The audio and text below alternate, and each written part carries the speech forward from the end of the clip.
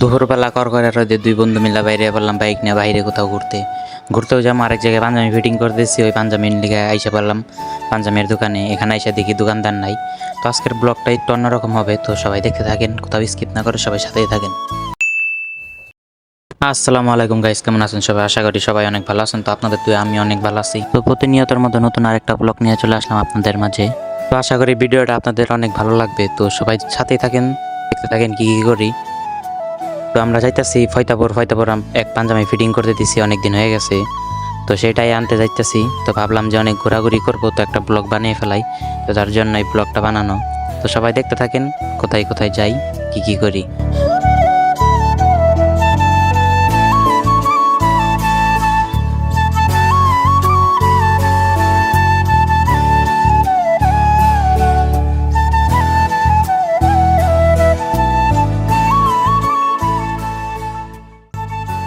তো দেখতে দেখতে রকেটের গতিতে আইসা পারলাম পাঞ্জাবির দোকানে। এই পাঞ্জাবির দোকান থেকে ছোটবেলা থেকে পাঞ্জাবি বানাই। আমার যাই যখন পড়ি ছোটবেলা থেকে, তখন থেকে এই দোকানে পাঞ্জাবি বানাই। তো ফিটিং করতেছি, আইসা দেখি দোকানদার নাই। পরে কতক্ষণ অপেক্ষা করতেছি দোকানদারের জন্য, তার কর্মচারীরা পয়সা কাম করতেছে।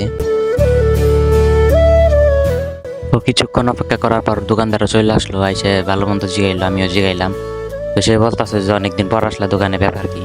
আর আমি বললাম যে মাত্র অনেকদিন ধরে বন্ধ, পাঞ্জাবি টাঞ্জাবি বানানো হয় না, এর জন্য আর আসা হয় না। সে আমার সবকিছু দেখাইতেছে পাঞ্জাবি ঠিক আছে কিনা। আমি আবার দেখলাম যে সবকিছু ঠিক আছে। পরে এখান থেকে যাবো, ওই দোকানের সাথে একটা বড় মাঠ আছে, মাঠের ওইখানে জায়গাটাও অনেক সুন্দর। তো সেইখানে বসে আমি আর আমার বন্ধু একটু জিরামো। তো এই যাইসে বললাম সেই জায়গায়, কত সুন্দর নিরিবিলি জায়গা।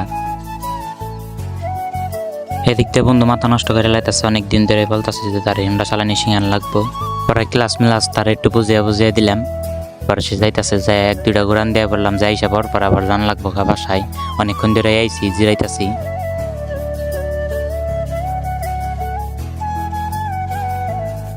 হুন্ডা চালিয়ে বন্ধু তো খুব খুশি। আসলেই নতুন নতুন হুন্ডা চালানি শিখলে একটু খুশি লাগেই। তাই আমারও লাগতো, এখন চালাইতে গেছে, এখন আর এতটা খুশি লাগে না।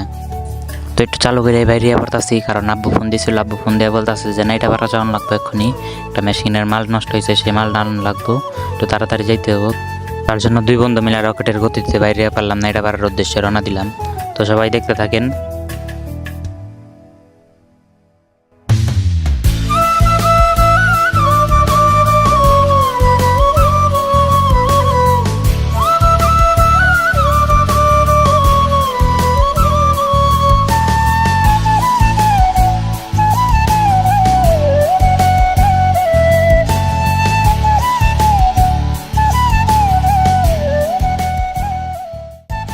তো দেখতে দেখতে আইসা পারলাম মেন রোডে। এখন এখান থেকে বেশি দেরি লাগবে না, মাত্র 2 মিনিট লাগবো নাইডাপাড়া খেতে।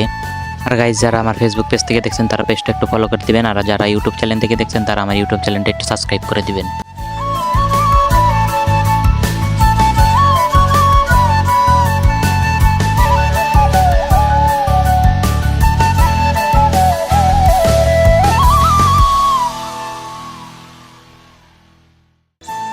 তো গাইজ, ফাইনালি আইসা পড়লাম নাটিয়াপাড়া বাজারে।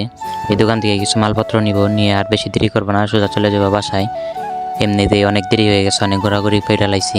তো গাইজ, আজকের ভিডিওটা এই পর্যন্ত। এই ভিডিওতে যদি কোনো ভুল ত্রুটি হয়ে থাকে সবাই ক্ষমা দৃষ্টিতে দেখবেন, আর আমার চ্যানেলটা সবাই সাবস্ক্রাইব করে আমার পাশেই থাকবেন। তার আগে সবাই সুস্থ থাকবেন, ভালো থাকবেন।